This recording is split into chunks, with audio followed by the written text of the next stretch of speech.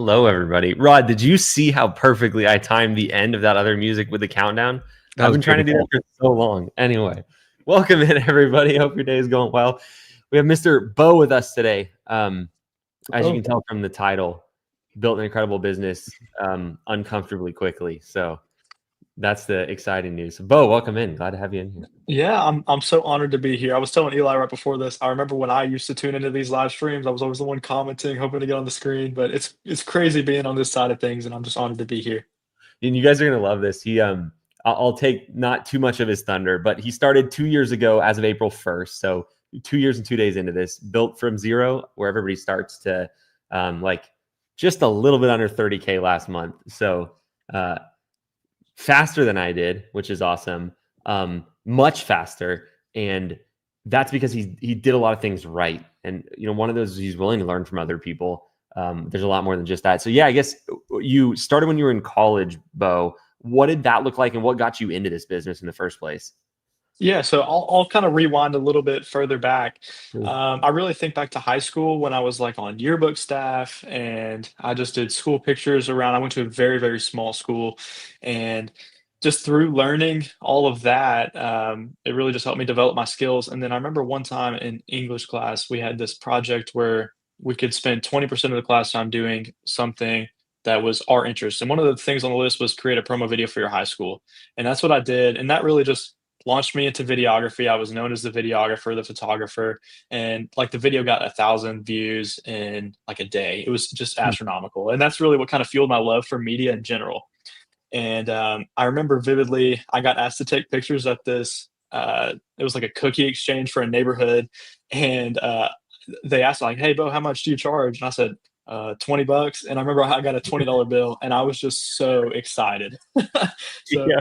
I did that, and I just slowly started developing my skills. And then in 2020, when COVID hit, me and my brother got asked to start doing like social media videos, commercial videos for an insurance agency. So we did that, and then 2021, I graduated high school and just started using that business, just working with different companies, and eventually in 2023. Uh, I was able to purchase my first home. And one of the reasons I was able to do that was because this house was sitting on the market for so long. I almost didn't even go look at it. The pictures were so bad. And it's like I almost had in my mind before I even went and looked that this wasn't the house for me. And then I went in and looked, and I liked it. I saw a bunch of potential in it. And the pictures, they made the rooms look really small. And I put in a pretty strong offer, and I got it under contract. And I remember talking to my agent, and at this time, Cunningham Creatives, which was our previous commercial videography business, we Mhm. had some client issues. We had some fighting. Obviously, it's hard to do a partnership with your brother, and we decided, and we actually lost one of our biggest contracts. And so I was about to step in and have a mortgage with little to no income because this business was just kind of going downhill. And so I knew I'd gotten a good deal on this house, partially because the photos were so bad and it wasn't represented well.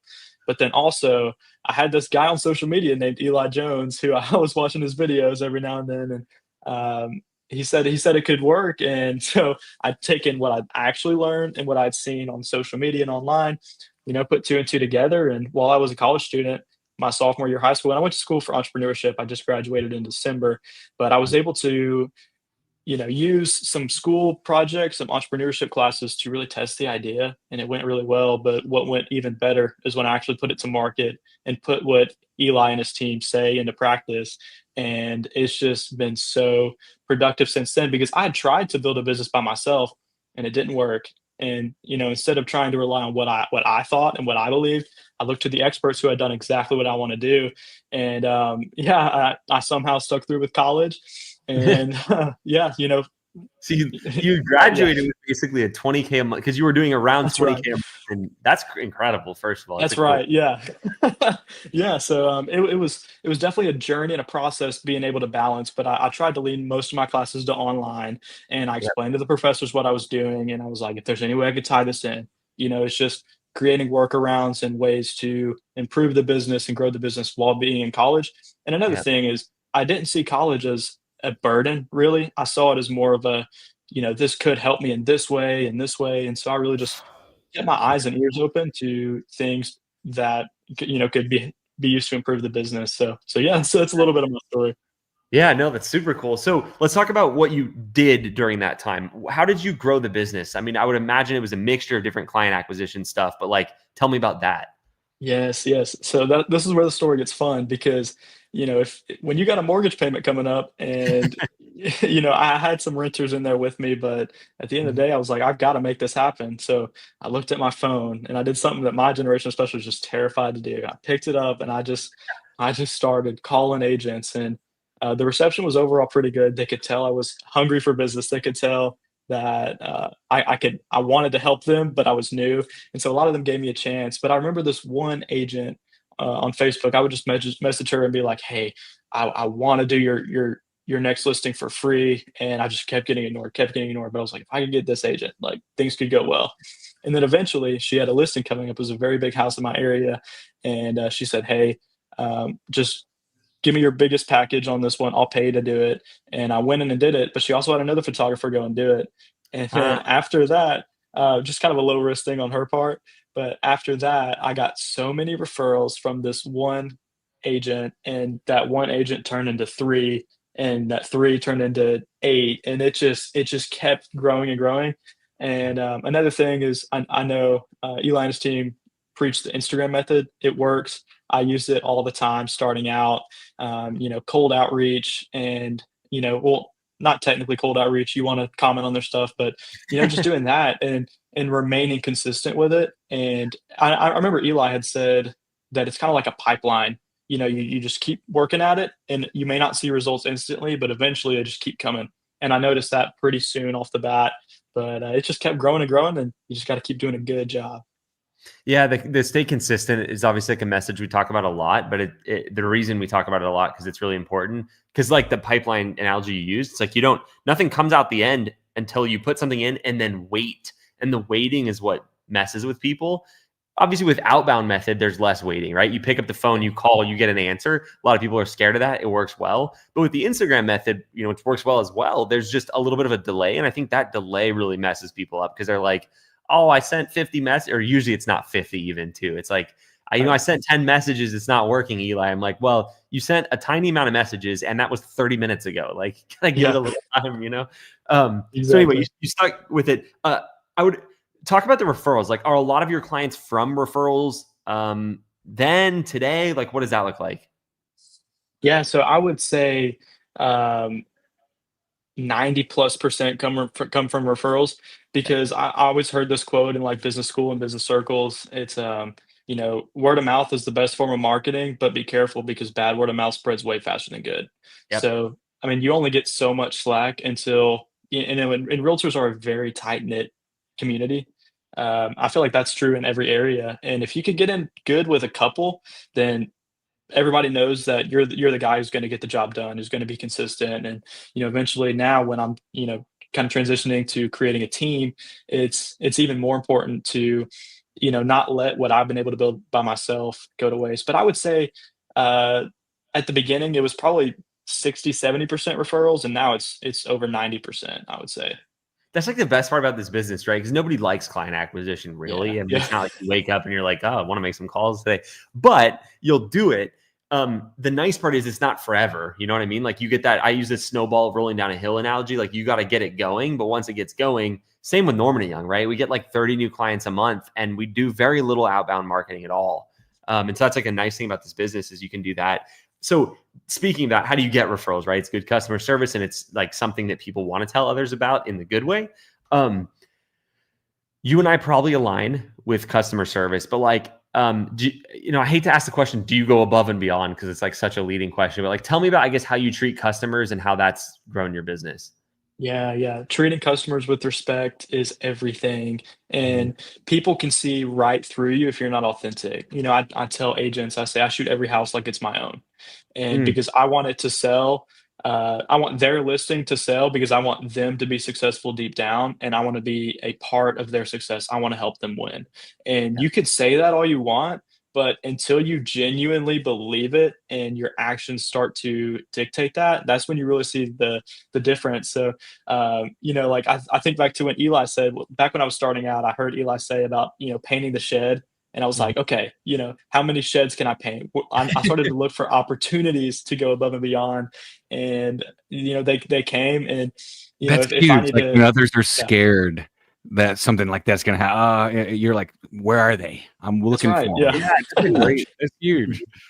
Yeah. Yeah. So I would constantly look for those opportunities. And if I needed to go back for something, I would never think about charging. I still don't. And it's Yep. just, if I need to go back and reshoot this room, or maybe the curtain didn't look right, or the blinds weren't the way they wanted, I'm going to go back instantly and I'm going to get the job done right. And eventually you start to stack up evidence, and people tell each other stories about, man, Bo did this or Bo's team did this, and then your reputation's just built up, and it's phenomenal to see. Especially, it's hard to see 3 6 months in, but two Yep. years in, and people are still telling stories about when I first started, and I've just kept the same mindset ever since. Yeah. Yeah. And because you mentioned the delay again, I think delays in anything mess people up, right? Because they start thinking it's not working or something like that. It's interesting because the trap that people get into, right, is they like go back out and they're very friendly at the start and they reshoot whatever that was they messed up or the agent messed up or whatever it was. It doesn't matter whose fault it was. But over time, they start thinking, man, think about all that money I'm leaving on the table. Right. And they start having these thoughts of like, maybe I should charge $10 or $50 for that. And it's like, you could, but you don't want $50 today to prevent thousands of dollars in the future. So it's just getting that slightly longer term mentality. And it's funny to say long term mentality because you built an incredible business in 2 years. That's not a long time. Right. And Right. so it's even like a long time. People can't even wait 2 months for things. And so it's like putting that in place now. One of the things you mentioned before we went live is we were just, how's your day going? That kind of stuff. We jumped on and you were like, I mean, you can see the weather's not so great, so I had to reschedule a bunch, but it's great because I got a little bit of a break. Like that's exactly what you'd said to me, right? Before we were live. Yeah. Yeah. And I was thinking about Exactly. that as you were talking about customer service. I'm like, I've heard so many times where photographers are kind of irritated at agents when they have to cancel because it's weather or whatever. And it's like, I know that you weren't irritated when you talked to your clients. You weren't like, 100%. you know what I mean? It's just little stuff that results in the compounded referrals. I love that you took that, and Rod mentioned, I just want to bring it up as well. When I say like when I make not a joke, but I talk about painting the shed. A lot of people are kind of like what you said, Rod. They're like that's not my job. I don't know if I want to do that. They're kind of like scared of the extra work they're going to have to do.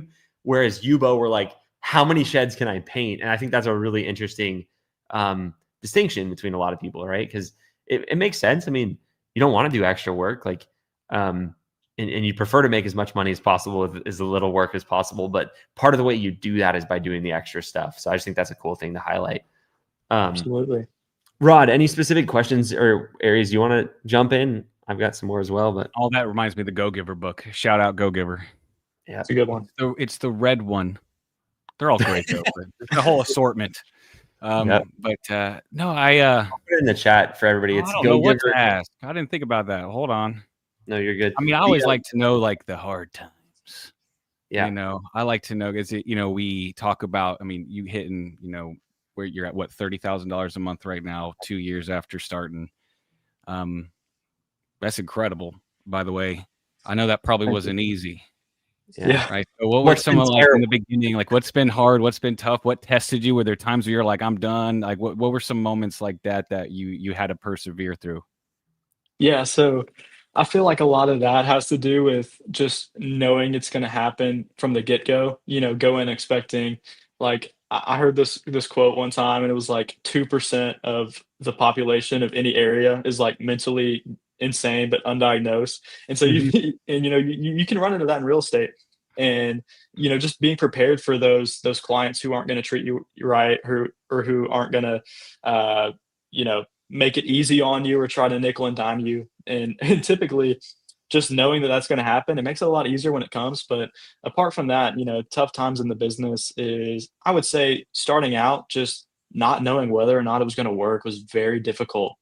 There's the quote, "If you believe you can or you believe you can't, you're probably right." And I really had to focus on, I believed I could be here. I Hmm. went in with a plan. I knew exactly what what I needed to do every day. I needed to pick up the phone. I needed to contact agents. I needed to consistently do a good job. And, when I was at a job, ask the agent, hey, do you know any agents who might want to work with me who aren't pleased with their current photographer? And, just working through that, even when I didn't 100% know what was going to be the outcome. So I would say really just, and especially being young, I don't have that much experience in any industry. I mean, I've been shooting pictures for, a couple years, but, in the customer service field, I really screwed it up the first time with my first business. And just being able to pivot and, Mm. you got to tell myself, I've got to be consistent in this, and just kind of the self motivation and self talk. Another thing is it can be very lonely starting a business this young and in college. The loneliness definitely could get to you. And having a really strong community around you. I mean, me personally, I've start, I kind of have this community around me that supports me and cares for me and is willing to give me advice and who's there that I can talk to. And I'd say if you're starting a business, I mean, lean into your resources, lean into your people because it could get lonely. And then this community as a whole has just been such a huge help. So I would say primarily loneliness and just not knowing what's going to happen is kind of scary and it can be a challenge. Yeah, I mean, two things that everybody talks about at some point are both of those. The first one goes back to the delay thing. Like that, again, a case where it can mess you up, because you're like, nobody wants to do all this work with no payoff, or with, like the thought of there being no payoff. And that thought, I think, prevents a lot of people from the payoff. And that's kind of like Yes. this weird, like, matrix thing where you're like, wait a second, it's like that actually is going to be what stops you versus the thing not working. And so that's the case. And then the loneliness thing, I think is true for a lot of people too, because you have people that want to support you, but don't understand what you're going through because they've never started a business or they've never been in real estate media. So they don't know specifically. You have local people who understand, but then they're competitors. I still think you should meet them, but it's still like a little different because you're like, I don't necessarily know if I want to tell how bad my business is to someone who's my direct competitor. Yeah. And then who else is it? Right. And so it's like, you're always struggling to find someone. And so you can have like, obviously local community that doesn't know, and they can be helpful to you, but yeah, I mean, just having an online community is great. We were talking about that before we went live too. It's like, obviously doing these lives is part of our business at REPP, but like they're also something we do because I wish I would have had this because I could have listened to it when I was in the car and going. And so just however you can get community, I think I agree with certainly. Let's talk about the latest question that came in because it was basically exactly what I was going to ask you. Yeah, like that's what he was alluding to earlier, was just deflecting imposter syndrome. It was trying to come in, you're like, nah, right? Yeah. And that can that's a consistency killer right there. If the brain doesn't think something is going to happen or someone has the ability to do something, it will work against you real quick. Right? It's hard to go against that when you don't think it's going to happen. So yeah, was it delusion? How do you combat imposter syndrome officially? Yeah. So, I always think back to the Alex Hormozy quote. It's, confidence is being built by having a stack of undeniable proof that you are who you say you are, and outwork your self doubt. So whenever I started feeling doubts of, oh, are these people just using me because I'm young, or my picture's good, or is this really going to work long term? It's just, well, let me work hard and let me build more evidence. And I remember in March of 2024, I hit my first 10K month. And then that same month, I entered a business plan competition with my college with a $10,000 grand prize. And I entered it just kind of, putting the plan to paper. And it was just a cool thing for academics. And I ended up winning. So me and my fiance, Allie, were on the same team. And so that just seeing on an academic level that this business plan works, and that even on it, academics and real world can be very different. So seeing that, okay, it could work. And then from then on out, I really haven't dealt with imposter syndrome apart from probably, building a team and transitioning from star player to coach. It's just, that part is probably where it's hit me most now, because it's just by myself. Oh, I've got this. But being able to put my trust in other people, it's very, very difficult. And, that's a big reason why I got involved in coaching.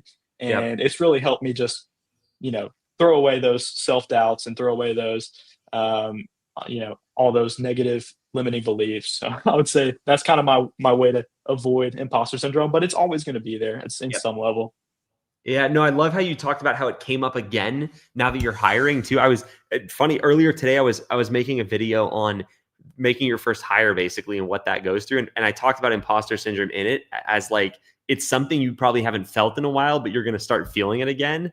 And then that's a good thing, because the way I think about imposter syndrome is it's kind of like radar. Like when you feel it, it's like a good sign that you're like aiming in the right direction, because it's something new. Like you don't get imposter syndrome. You get imposter syndrome when you're an imposter, right? Like when you haven't done something.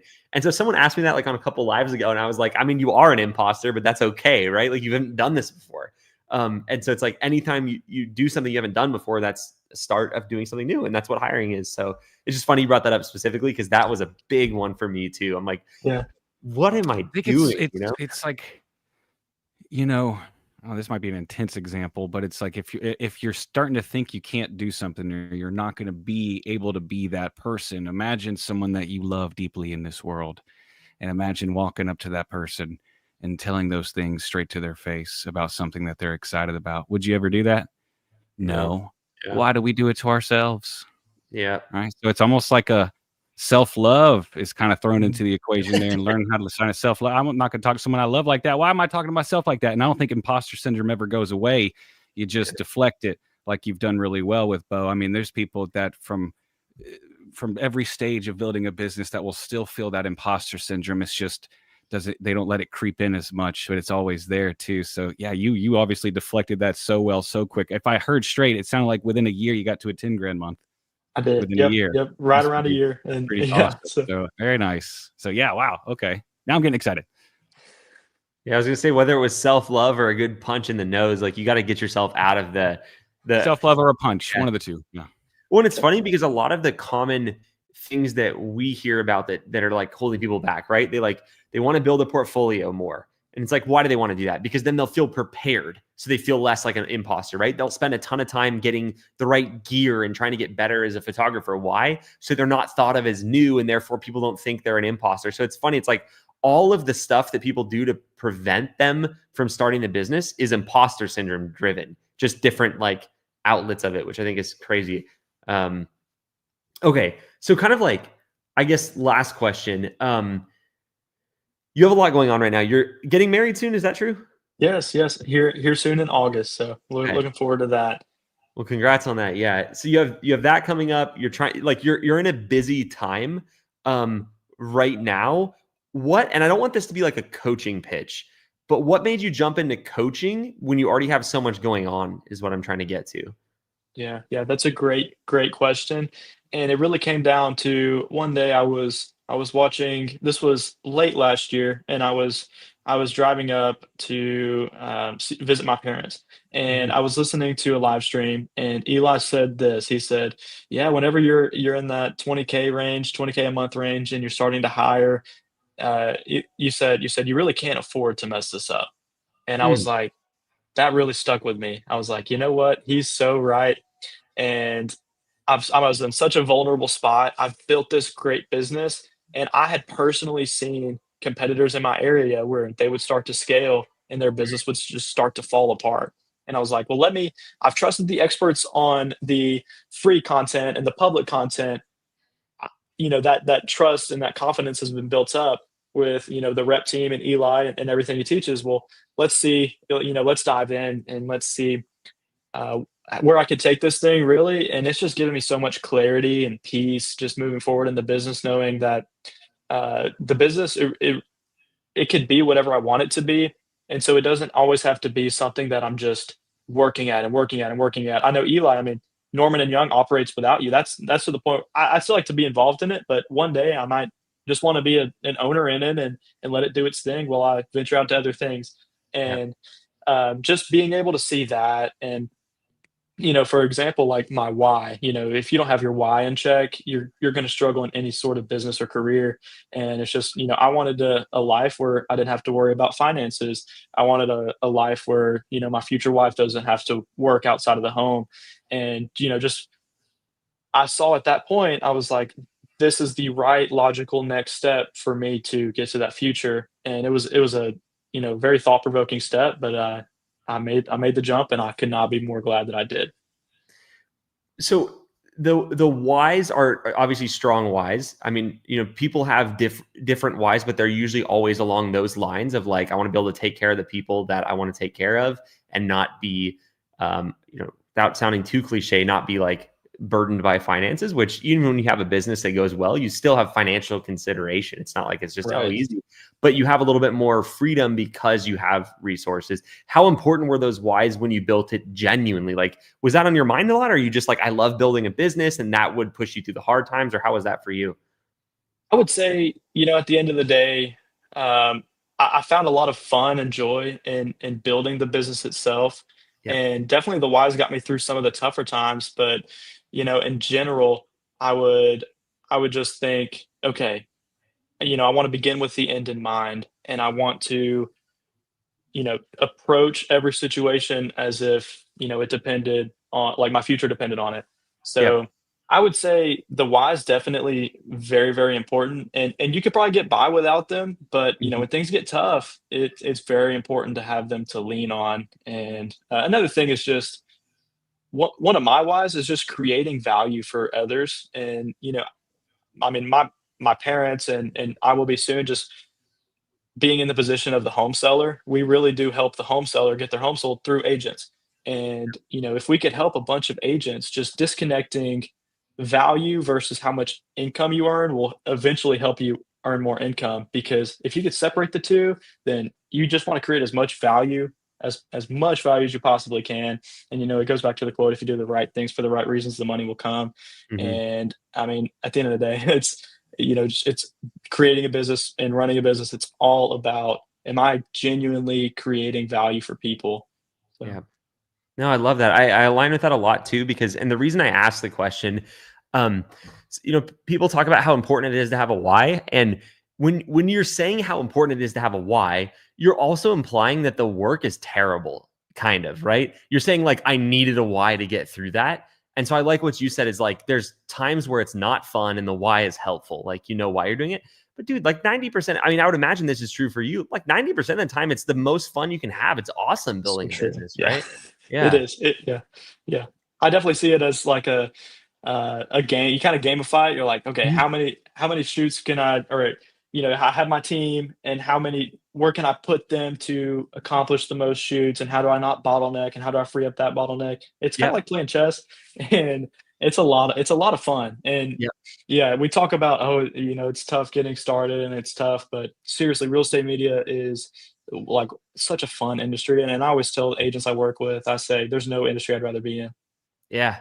Yeah. You know what's, now that you say that, it's like you need the why to get through the first little bit when you're unsure of things, when you're working your job or school on top of doing this, but it's like, yeah, once you get past, and I don't think it's a revenue number. I think it's probably the point when you feel like this can support you, whatever that is, for everybody listening. It's like, if you make 4K a month, probably when you start making 4K a month in your business, you're going to start to feel this way. It's like the survival part of you isn't activated as much. So then That's you get right. to have fun, So it's like, I think it's amazing building a business. It's like, sure, there's things that suck, but like, really, it's just the first little bit. And then after that, you're like, dang, this is, like you said, it's like playing chess or something. And then you start to get more skilled. And obviously, any game where you win is fun. And so it's like this compounding thing. Anyway, Rod, any final questions? Anything you want to ask? I always put you on the spot when I run out of questions, and then you're like, you don't have a question, so then it's like all the pressure's on you. I get questions and then I'll forget them and then I'll remember them. No, me too. No, that was all the big things I was wondering. I know there's questions in the comments. If we should let's do. Bo, are you good for like 2 questions in the comments? I know Absolutely. we're a little. Yeah, I mean, Okay. I'm here to create value for these people. So give me as many as you need. Yeah. All right. Let's everybody ask your questions of Bo. What are the things that you'd ask him if you were sitting here? We talked about struggles. We talked about imposter syndrome. We talked about just doing the outbound, whatever the method is, just doing outbound stuff. So we had a lot of the big ones. And I recognize Adam. Hey, Adam. How you doing? Hello, Adam. 17 and first of all, free congrats shoots. on the 17 free shoots. Yeah. How long has it been, Adam, since you did those? Bo, talk about, just to kind of like indirectly answer, Is there anything that stands out that you do like customer service wise? I mean, I know you touched on a little bit of it and it's hard on the spot to remember sometimes, but like any examples or stuff that you do just kind of go above and beyond? Yes. One thing, Adam, that I would probably recommend you do is after you deliver the photo shoot or all the media that you took, I would invite them to a Zoom meeting sometime, or I would send them like a Loom or a Zoom video, and just kind of go over. Hey, I'm really thankful that I was able to shoot this listing for you. Here's how to operate everything. I use Spiro. So if you use Spiro, here's how you download everything. Here's the marketing options. And I feel like a lot of beginners make the mistake, "Oh, I sent the pictures to them. Time to move on to the next free one." Like, really, like, a free shoot could end up in tens of thousands in revenue down the line. Treat it as such. So, um, definitely, I call them onboarding calls. Just say, "Hey, like, can we hop on a call so I can explain the system? There's a ton of value here, but it can be kinda tricky to navigate without some guidance." So, I don't know, just really just focus on the customer experience. Obviously before and after the shoot, but don't forget about after, or before and during, but don't forget about after. Dude, that is so good advice. It took us forever to realize that too. We started implementing that probably 8 months ago, from a coaching standpoint and at Norman Young. You learn so much stuff too. Like, Adam, for your sake, some of those customers, right? They got the photos and they weren't super happy about something you could have easily fixed. And it's probably something silly too. It's like, oh, I didn't want to photo the garage. And it's like, well, just tell me. But they're not going to tell you on a free shoot, especially that they don't like something, because it just feels weird. And so part of what we recommend doing and we call them onboarding calls too, that what Bo said is get them on the call and tell them, hey, here's the standard we deliver. But like all of this is customizable to you. If you want your photos a little brighter, if you don't like some certain angles, like tell me, we're going to build out client notes. And then they feel like they can just tell you, and then they tell you, and then you fix the issue and they book you again. And so that was like the best answer, Bo, is the onboarding calls. Nice. It definitely makes a difference. Yeah. Ooh, let's do this one as the last one. I know we got a good group of young people in here too. What do you notice the difference between you and your other college friends that caused you to start a business versus them? And like, I'm going to add to that. How did you not get sucked into like, I'm just going to have fun in college and be lazy, basically? Yeah. So this was quite a challenge, and kind of leaning back into that loneliness aspect. It played a role here because I would see, some friends joining fraternities or going to parties, and first of all, that just didn't really interest me, and I had Mhm. already experienced what owning a business is like and some of the benefits of it. So that definitely helped. But I don't know. I would say the differences between me and my college friends. Well, one is who you surround yourself with. I was trying to surround myself with, you Mm. know, high caliber people and people who I wanted to be like and learning from them. And another thing is I would on on car rides and stuff, to and from college or wherever I was going, I would just listen to people like Eli, people like Alex Hormozy, and other business influencers, to where it felt like even if I wasn't surrounded by people day to day, I still had the insight and knowledge coming in that uh, you know, it helped me get to where I needed to be. And when I started the business, I already had quite a bit of like business acumen, and Yeah. I knew photography pretty well. And, I'm a proud graduate from YouTube University as well. It's where I learned photography. So, there's just stuff like that. And honestly, take it as a chance to help inspire your college friends, show them what's possible, because a lot of people, they don't think they can start a business in college, or they think it'll be too hard. And I mean, I graduated with a $20,000 a month business that I was able to just step into, and now I'm just focusing on growing and scaling. So, well, there you go. I mean, just Yeah. be I the front graduated runner. with debt. Oh yeah, yeah. And I didn't take out student loans at all, so that helped me quite a bit. So That's awesome. But I was Yeah, also lazy, so I can't talk. I'll be honest. Yeah. The surrounding yourself thing is really important, because I think I'm it lazy is. when I'm surrounded by lazy people. And if I'm surrounded by people I like to be surrounded by people where I feel lazy. There was this guy that I didn't know him growing up. It was just like a mutual connection. And he had this thing in his Instagram bio. And I always thought he was so dumb for having it in there. And I'm usually not like that. Like I'm a pretty like understanding person, but he said something about, I'm always the smartest person in the room. And I was like, man, like you can't directly go against like a super popular quote that's true, which is you don't want to be the smarter person in the room or you just look like an idiot, right?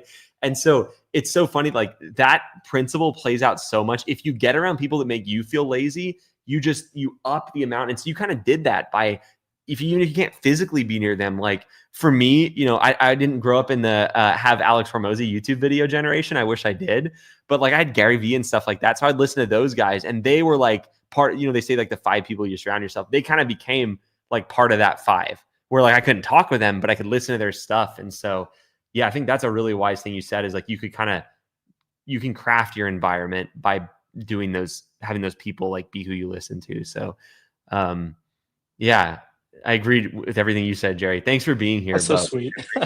Yeah. Dude, you have so much, the fact that you're doing that kind of revenue, the way, you know, not to just shine you on unnecessarily, but like you talk in a more mature way than your age would normally reflect. Like you have a lot of good stuff coming. So thanks for being on here. And absolutely. You got it. Yeah. Yeah. It's an honor to be here. Thank you, Eli. Thank you, Rod. Thank you, the whole rep team for what you guys do. And I really couldn't recommend getting tuned in with these guys enough. I mean, if you want your business to, you know, grow in the way you want it to, these are your people. So thank you guys so much. Yeah. Thank you. Have a great rest of your evening. See y'all later. That was fun. There's like storm in there in the background, lightning going off. He's like Thor. Yeah, I know. He's one of those people that real just estate media Thor. Yeah. Can he communicate like way better than the average 21-year-old? I couldn't communicate anymore. Well, he's very entrepreneurial thinking. Like he speaks like he runs a Fortune 500. Well, do you know what it is? It's like he's has a very entrepreneurial way of speaking. Yeah. But he also went to college, so he's a little polished, unlike myself. You know what I'm saying? He has that. You speak like a little, you know, street a little sometimes. Yeah, that's true. Right. But no, it's just like if you're speaking, if I was speaking to him on the phone, just like a regular phone call, I'd have thought he's like 45 and has multiple $1 million businesses or something. That would have been my first thought. That's so true. No. So funny. No. Oh, Sherry. Oh, his mom is up in here. Oh, come on now. Oh, that's awesome. That's what made me tear up. Sherry. Well, hello, Sherry. You have an incredible son. Thank you for real. For raising him however you have done, because he's an incredible soul. I have Sherry. I have a son who's 6 months old named Bo. It's spelled differently, but my first one. So hopefully I raised mine equally, you know. Anyway. Oh, that's incredible. Yeah. What do we talk? It's like you said last week or last time. It's like once we have these incredible interviews, like it's like I gotta like go get some water or something. Yeah, I know. Have a little debrief. I got nothing. Everyone stretch. Everyone stretch. Oh, okay. It's funny how yeah, I mean, drop your questions in the chat if you know whatever was on your mind. I think I do want to highlight though, you know, and I know like not everybody here sees every interview that we do, but those that are here every time, obviously we're here every time, right? It's Rod, is the similarity between the people that are successful, like it's like 99% correlation. They say the same stuff, right? Like I feel like we just do the same interview over and over, which is a great thing because it's like shows that. You know what I mean? Like everybody show you the common attributes between the crushers, and the more you focus on the common attributes and things you're hearing, it's just the more you do it, the more it seeps into the business. So, you're right though. It's a common trend in the ones that do well, huh? Yeah, and I think the ones that persevere through tough times. It's not even a matter of like doing well fast. Like I love it. Like, you know, we were talking about Jeff's story 2 weeks ago about the struggles in the beginning and pushing through that when most people would stop. It's like, yeah, there are common trends with them, isn't there? Well, and the good thing about that, you know, there's a lot of like, so I always like the business advice that people who haven't owned a business give. And it's always along the lines of like, you got to be innovative and you got to beat the competition and it's all this stuff. And it's like, sure, sometimes, right? But there's also like a perfectly well-worn path that's like, just do what everybody else did. And so I think there's a big element of that for a service business. It's true where I'm not saying don't innovate, right? I think some people think so much that they have to innovate that they never do anything. So if you just do what everybody is talking about, you call a lot of agents and you message them on Instagram, right? And you provide, it's like nice because it takes the pressure off of you from having to be like this disruptive innovator. Like you don't need to do that in a simple service business, right? Save that for your next business when you do something way harder, you know, where you need to be. And so I just think there are distinctions between the type of businesses too, is like, if you have a manufacturing business where you're creating a product, you're going to need to innovate probably. right? It's a little different with the service-based business, I think, a lot of times, or maybe just the ways you innovate are different. Yeah, don't reinvent the wheel is I think what I'm trying to say. I'm not saying you don't want to have like great customer service and do things in a new way, but yeah, you just got to stick to the basics.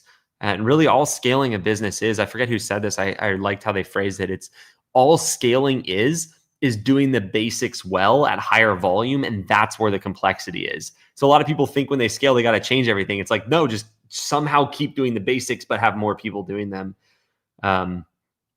Okay, let's see. Ooh, this is a great question, Nick. Nick said, so I'm hitting the target to hire, which is about 15K a month for everybody's context. And I want to hire to get my mornings back. But even though I'm hitting 15K, I still have days with no shoots like today. And I don't know what to do with those. Yeah, Nick. So the goal is that you have in the future a lot of days with no shoots.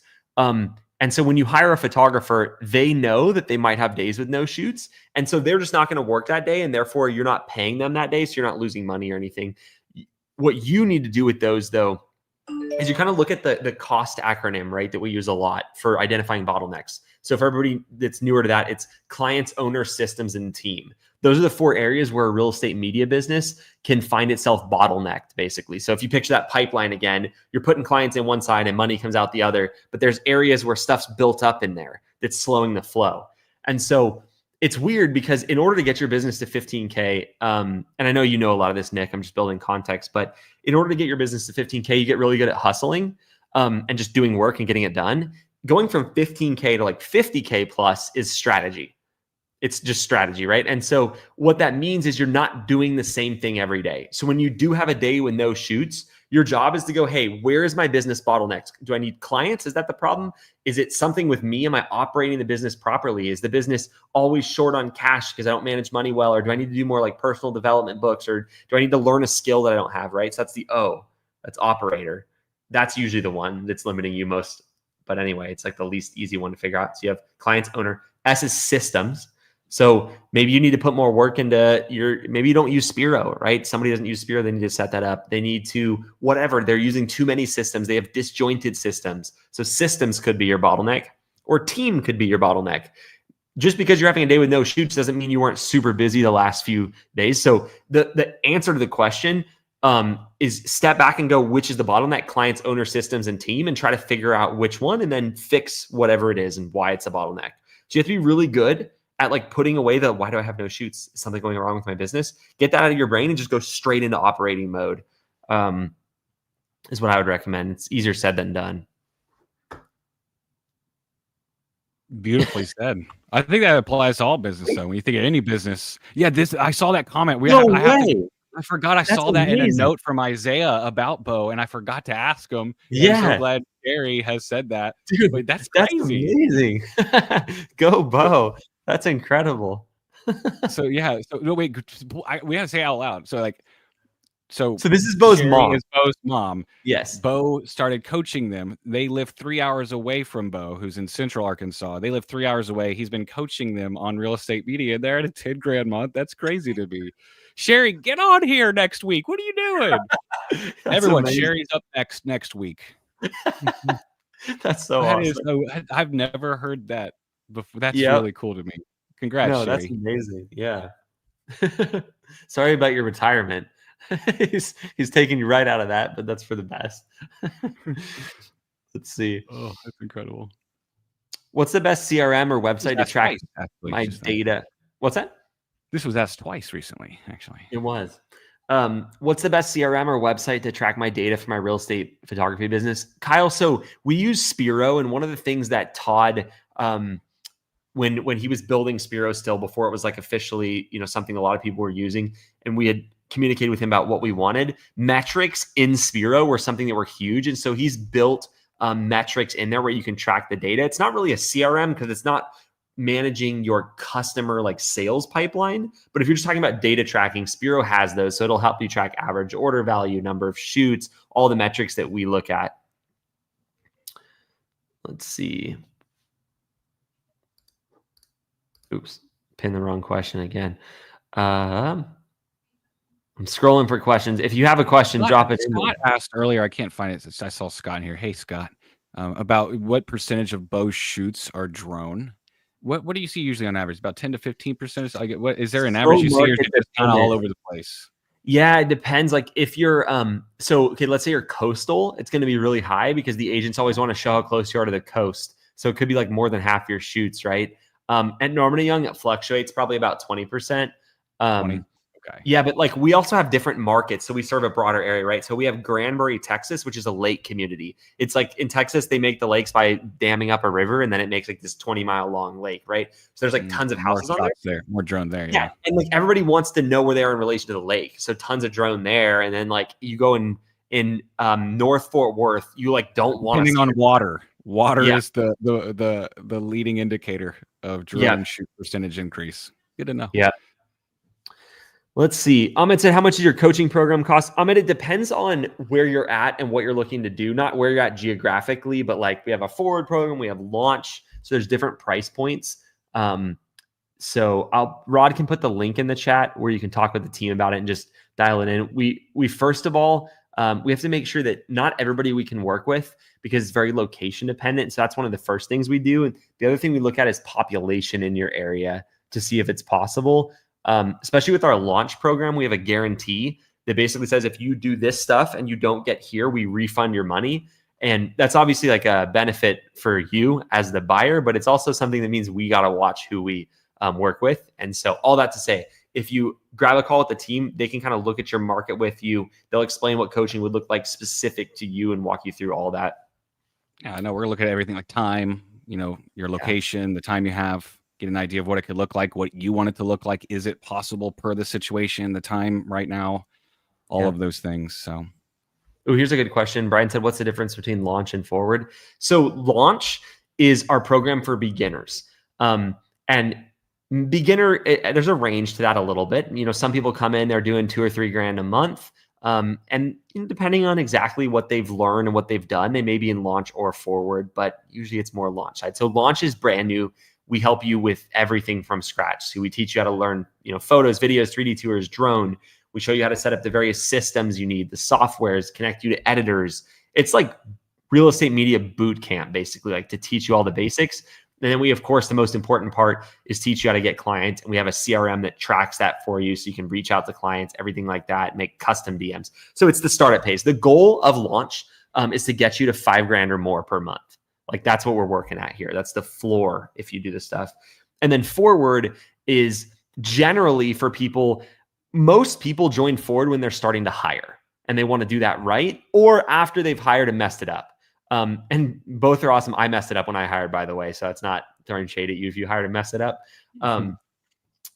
That's no one does it right the first time. It's like Morpheus to Neo in the Matrix. I mean, you can if you go through a program, and that's not just like a direct pitch for coaching. Either we're a psychic or someone's helping us. It's one of the two ways. Yeah. So anyway, forward, generally around $5K a month is the earliest you'd get into that. We would help you hire a VA and then move you into transitioning to hiring a photographer between 10 and 15K. Let's see. Thanks, Nate. I appreciate you. Let's see.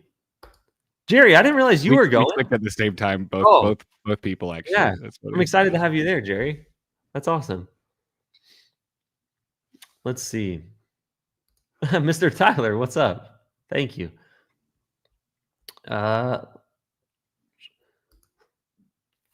Could you discuss the best platform for 3D tours using an Insta360 4X? Yeah. Does the X4 work with Matterport yet? I don't know. I didn't actually know if. Does anyone know? I mean, yeah. It will the chat. Matterport. It. Ask y'all. Yeah, Matterport. Yeah, I know the X3 for sure, but I don't know about the X4 unless that got updated. Unless someone knows it. We can do a little check. So what happens for everybody that's wondering why do we not know? So whenever Insta360 is the hardware manufacturer that we recommend for making a 360 camera, Matterport is the software. Whenever Insta comes out with a new camera, it takes Matterport a second to be able to use that camera. It does now. Okay, so yeah, it works. Well, they're working towards it. Oh, I'm conflicted. And then heightened exposure with the 3 arrows. I don't know which comment they're going towards. Yeah, Nate, we do a lot of Zillow tours now too. They're so much easier and they're free. Yeah. Let's see. Yeah, X4 maybe not yet. I Once it does, we'll add it to our kit page that we recommend, but it's still the X3 on there. No, there's no time that I'm slower at doing research than when I'm on a live trying to look up if the camera's compatible. I was like struggling to even fast. I was like, what's the website again? Anyway. Oh, you're correct, Mr. Burley. Victor, that was your incredible optimism. That's what it is. Don't apologize for that beautiful optimism of yours, good sir. Don't do it. Ooh, this is a great question. It is a good question. I'm looking to hire a photographer since I'm so swamped. How much should I pay them in training versus fully trained on their own? So we start them in training at typically $5 an hour less than they're going to be paid when they're done. And that creates they're still getting paid enough. So $20 an hour in our case versus 25 when they're done. And then 30 when they get their drone license and 35 an hour when they're video certified. So it's a little less. And that gives them a little incentive each of those stages to learn more stuff, right? So the incentive is to get out of training as fast as possible. Perfect. Then once they're out of training, it's like, get your drone license, pass the FAA test, $5 an hour raise. And so that's how we do it. But congrats on getting swamped. I know you didn't ask about this, but just some advice on the photographer thing. Hire very thoughtfully. So like do a proper interview process, talk to as many people as you can, and don't let photo experience, like don't let someone's past photo experience make you want to hire them more than someone with great customer service. We actually look for people who don't have photo experience at Norman & Young because we want. What's the story y'all had where it was like the one the person there that was not very good was requested all the time? The person that was not very good with the photo side, video side was requested all the time, and the people that were incredible with it sometimes maybe. What was our first two hires? We had one guy who was like good at talking. I mean, he's a people person, right? He would talk to people great, and he was like so focused on talking, he was like terrible at shooting. So he'd forget rooms all the time, made a ton of mistakes. We had to go back out and reshoot, but clients would always request him. And then they had this other guy who was like, I mean, he's still a great guy. He just wasn't as outgoing. But he never, like, it was a joke how little mistakes he made at Norman & Young, almost never. And he was almost never requested. And I'm like, what the heck is going on here? Like, this person is clearly better, you know? And it was like a very straightforward representation of don't do that. Don't hire just the photography talent, you know, especially when it's convenient. You want to hire the people skills. It's really, when you hire, you're just trying to hire the least hard thing to train. So like, right. So it's like, there's these two skills. If someone's really low on people skills, but good on photography, very hard to train. Hard thing. You called him a thing? No. Sorry. The skill, the thing. Oh, I got you. Yeah. Oh, I see what you mean. I thought you meant. What is this doing on the line? I was like, where are we going with this? You hire the least skill. So it's like the example is like, we're trying to hire someone in human resources right now. Obviously like, people skills are important for that job, but like I really need like 20 years HR experience. I want them to be like wildly experienced. So it's like easier to train our systems, for example. Like I'm not going to hire someone who understands Monday.com over someone who has 15 years of experience just because we use Monday. Because it's way easier to train them Monday than it is to help them get 15 years of experience. If that makes sense. So it's the least skill deficiency is what you're hiring. And Isaac, it was $20 during hiring process, $20 an hour during hiring process, $25 an hour once they're done with that, $30 an hour once they're drone certified, $35 an hour once they're video certified. So it does go based on services. Yes. Yeah. But to answer clearly too on that, which I think what you're asking, Isaac, as well, is if they're video certified, they get paid $35 an hour on every project. So it just raises their base pay, even if they're not doing video. Let's see. You saw what he was actually asking. I see there. I'm off my game with reading right now. I can't read. See, you gotta jump. You had to start answering, and I got to think about the question a little longer, and then I realized what he was asking. Teamwork. That's why we both do it. That's why the lives are so hard by yourself. I was talking about that before we went live with Rod and Bo. I was like, man, the live last week, I like it still, but man, it's nice to be like, what do you think, Rod? So I can go catch a breath over here.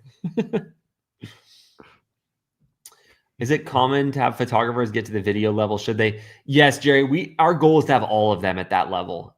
Some it just takes longer and some don't want to. So we incentivize a little bit. Some people just struggle to learn video too. It's not something like, I think everybody can learn it. Some people it just takes a while to get them to learn it. Let's see.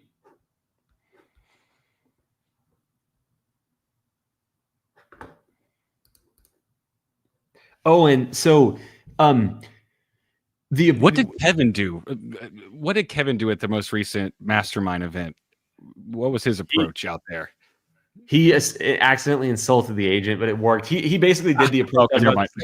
No, it worked. But he was basically like, so yeah, it was crazy because he was like, it looks like this is the craziest story, though. You know, and the agent was like, they are actually. Kevin was like, but he handled it because he's Kevin.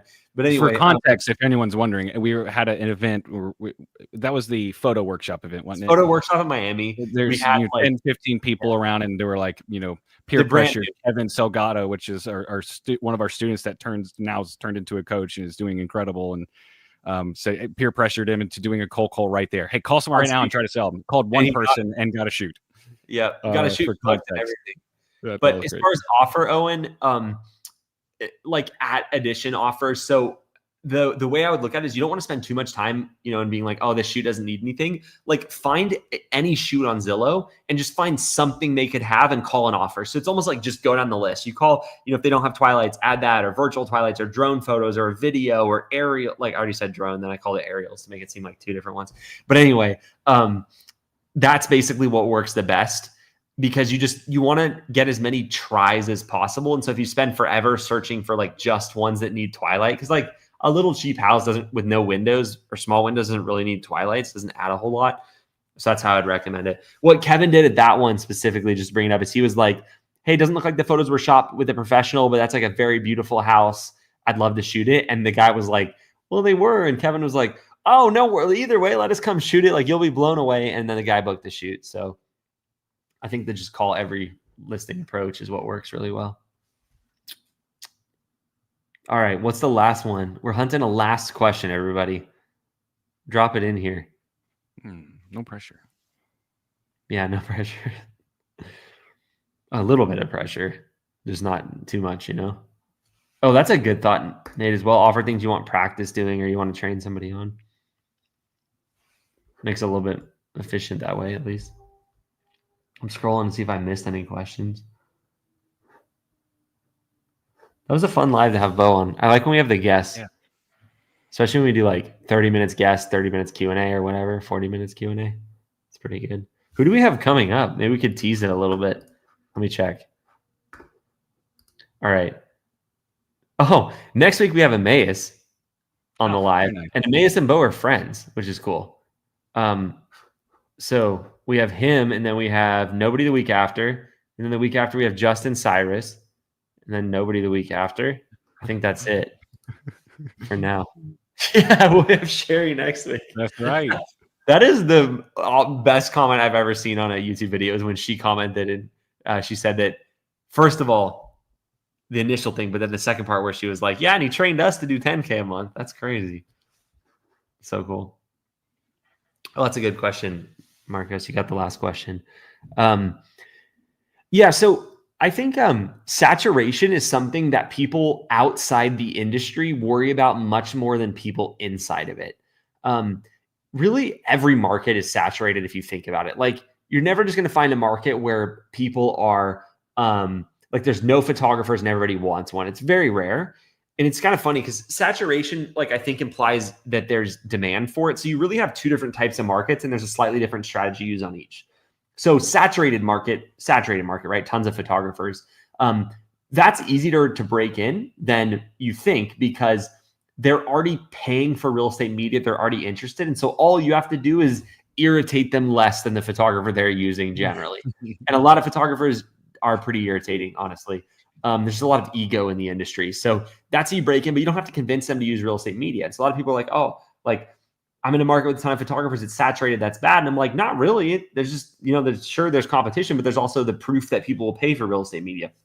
The other market, there's no competition, but you have to convince people to pay for real estate media. So you're still winning their business either way. It's just a slightly different approach.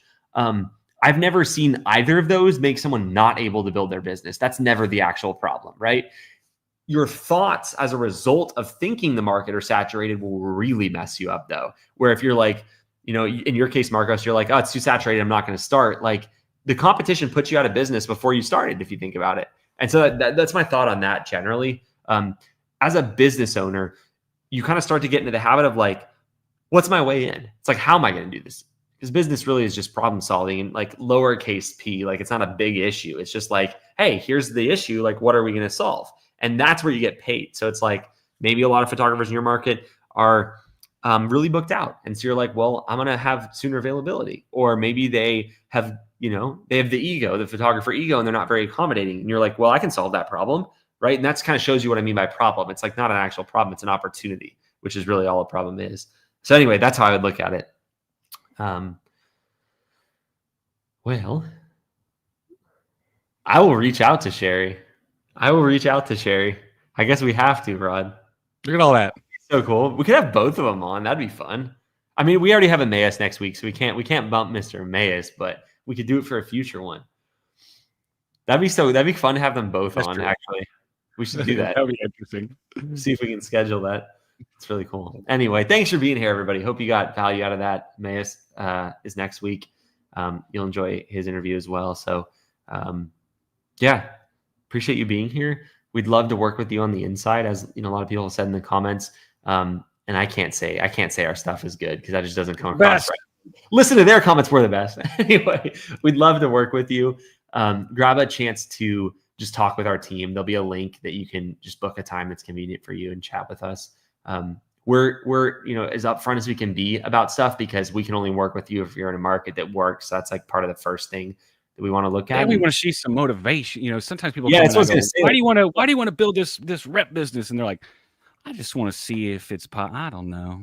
I'm like, it's going to get tough back there. They're going to stop real quick. It's like we got to want to make sure like that there's some big want there too, because we love coaching and what it's done for people. It's got to be in combination with some serious action taken, consistency, some accountability, and some awareness, and some it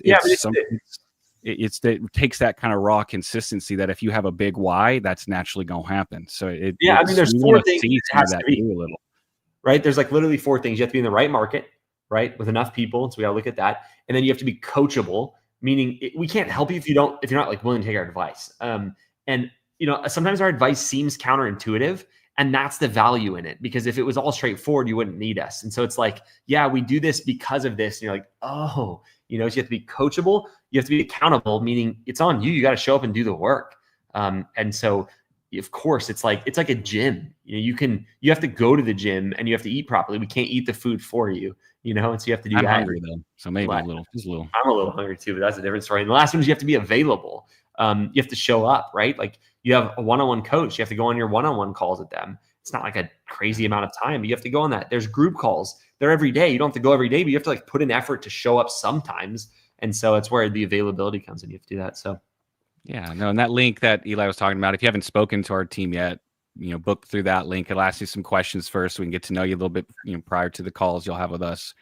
But if you haven't spoken to our team already, shoot them a text.